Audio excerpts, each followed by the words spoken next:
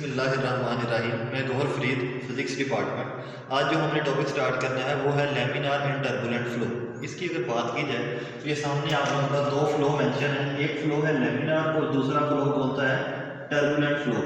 तो सबसे पहले हम किसको डिस्कस कर लेते हैं, लैमिनार फ्लो को, कि लैमिनार फ्लो क्या होता है। तो लैमिनार फ्लो जो है, पहली बात है स्टेडी होता है, स्टेडी और रेगुलर फ्लो। कोई भी फ्लो जो स्टेडी हो या क्या हो, रेगुलर फ्लो हो, उसे आप लोग किस चीज का नाम लेते हो, ये कौन सा फ्लो है, ये आप लोगों के पास लैमिनार फ्लो है। दूसरे नंबर पे क्या कह रहे हो, each particle of fluid, fluid का हर पार्टिकल वो फॉलो करे सेम पाथ को, फ्लूइड का हर पार्टिकल फॉलो करे सेम पाथ को। अगर तो फ्लूइड का हर पार्टिकल एक ही पाथ को फॉलो कर रहा है तो वो कौन सा फ्लो होगा, लैमिनार फ्लो होगा। समझते हैं, जैसे ये पहला पार्टिकल था, सपोज ये एक फर्स्ट पार्टिकल है, ये यहाँ से मूव करके जा रही है, इसका पहले पार्टिकल का पाथ है। इसी तरह ये दूसरा पार्टिकल है, ये यहाँ से मूव करके जा रहा है।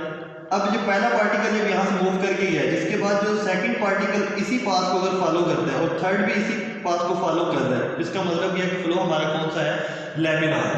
नेक्स्ट जो है हमारे पास वो कहता है at low speed. Laminar flow में कंडीशन आप लोगों ने याद रखनी है, कौन सी कंडीशन इस्तेमाल होती है, लो स्पीड की।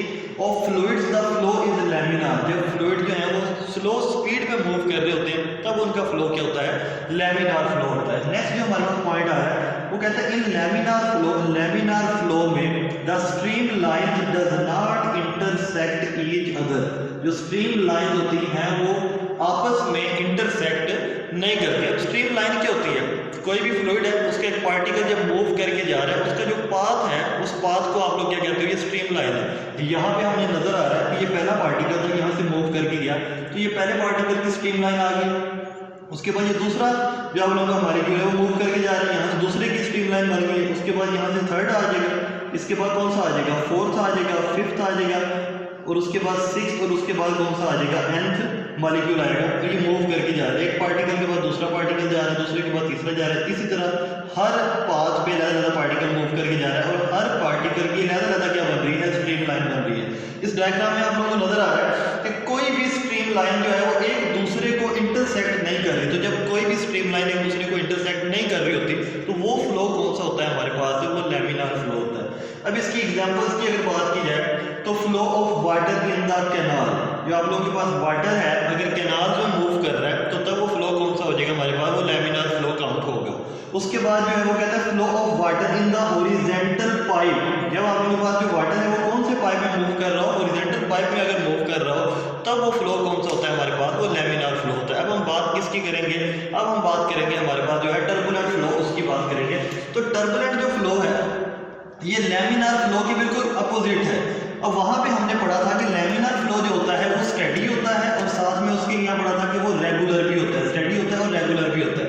अब यहाँ पे जो टर्बुलेंट फ्लो है ये अनस्टेडी है और साथ क्या है, इररेगुलर। तो अनस्टेडी और इररेगुलर जो फ्लो होगा वो क्या हो जाएगा, टर्बुलेंट फ्लो हो जाएगा। उसके बाद वहां पे ये पढ़ा था, लैमिनार में ये पढ़ा था each particle of fluid does follow the same path. यहाँ पे क्या पढ़ रहे हैं, each particle of the fluid जो है does not follow the same path. इसमें हर पार्टिकल जो होगा वो सेम पाथ को फॉलो नहीं करेगा।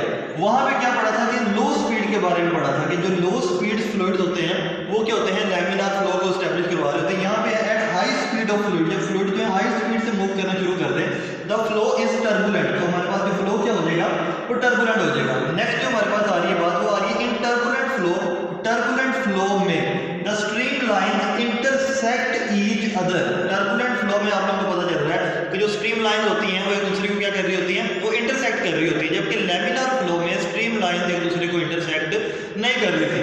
अब यहाँ पे इंटरसेक्ट का पॉइंट अगर आप लोगों ने समझ लिया तो इसका मतलब ये है कि अगर हमारे पास ये जो लैमिनार फ्लो की डायग्राम है इसी को देखा जाए, यहीं से हम टर्बुलेंट समझते हैं।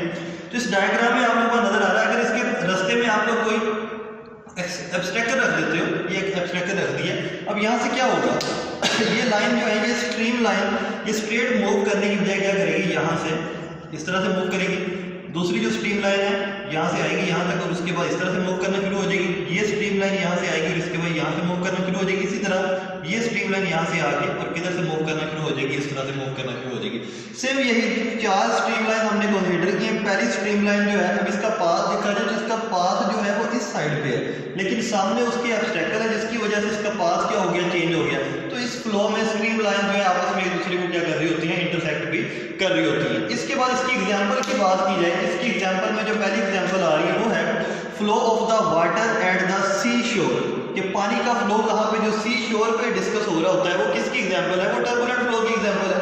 उसके बाद flow of water from the top of the mountain, एक माउंटेन की टॉप से जो वाटर का फ्लो आ रहा होता है वो भी हमारे पास क्या होता है, वो टर्बुलेंट फ्लो होता है। इसके बाद नेक्स्ट एक 2 नंबर का शॉर्ट क्वेश्चन आ जाता है आइडियल फ्लूइड्स के बारे में, कि आइडियल फ्लूइड्स क्या होते हैं। तो प्रॉपर्टीज ऑफ आइडियल फ्लूइड यहाँ पे 3 डिस्कस हुई है। तो पहली प्रॉपर्टी के बारे में वो क्या बता रहा है, the fluid motion is steady. अगर कोई आप लोगों के पास फ्लूइड है, उसकी मोशन क्या हो, स्टेडी हो, तो वो कौन सा केस होगा, आइडियल फ्लूइड का केस होगा। ऐसा वैसे होता नहीं है। इसके बाद the fluid is non viscous, इसका क्या मतलब है कि ऐसा फ्लूइड जिसकी विस्कोसिटी ही 0, तो यहाँ मैंने क्या लिखा हुआ है, ईटा 0, ऐसा भी पॉसिबल नहीं। लेकिन ये केस कौन सा आ जाएगा हमारे पास, आइडियल फ्लूइड का केस आ जाएगा। उसके बाद वो क्या कह रहा है, the fluid is incompressible. Incompressible का मतलब क्या, हमेशा वो फ्लूइड इनकंप्रेसिबल हो सकता है जिसकी डेंसिटी कांस्टेंट हो, ऐसा भी फिजिकली पॉसिबल नहीं है।